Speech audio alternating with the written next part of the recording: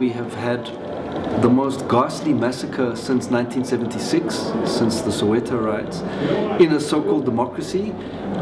This to me is the most profound and telling image of landscape in South Africa today. And how come all these university academics are not actually speaking about that? So I thought, instead of just making a documentary about the conference as is, I would make my intervention to be precisely that, to speak about the landscape of Marikana in a kind of guerrilla filming way. The clip that came out on television of the police opening fire and of the miners being herded by those armored vehicles into the firing line, literally herded by massive vehicles, so that death was the only alternative for these people. Clearly in that image there is no police under threat. This is clearly organized, orchestrated murder. Murder by people in uniform, murder by people in the government, murder by people in managing the mines, murder. And I looked at that image over and over and over and over again, and I thought, what I want to do is frame this clip, this 40-second piece of film, frame it over and over again for the audience with a constant reassessment from every angle of what it could possibly mean, of could it possibly mean anything other than murder. I thought, how have things changed at this National Arts Festival?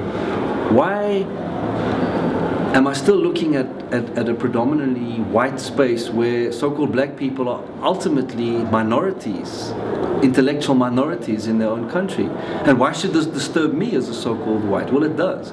Because I think 20 years after this apparent huge fundamental shift in the landscape of South Africa, I shouldn't be walking into all white spaces at a National Arts Festival. It just doesn't make sense to me.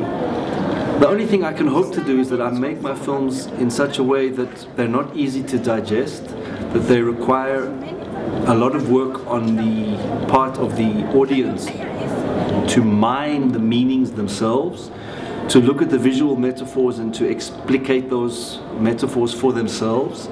I don't spoon feed people, I don't say this means that. I rather allow audiences to process the information. So you could say that my work is quite unrefined or unrefined looking. It seems very raw because I haven't done the smoothing out that we're normally taught to do in a media environment.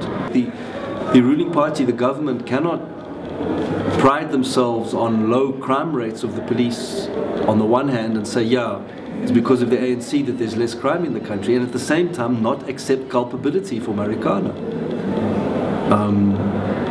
What we need is a government that actually takes responsibility for the consequences of its inactions. And I'm so scared that democracy for us has just meant ruthless capitalism.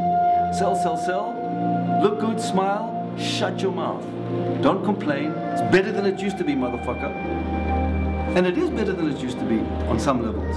But for those families of those dead miners, it's not better than it used to be.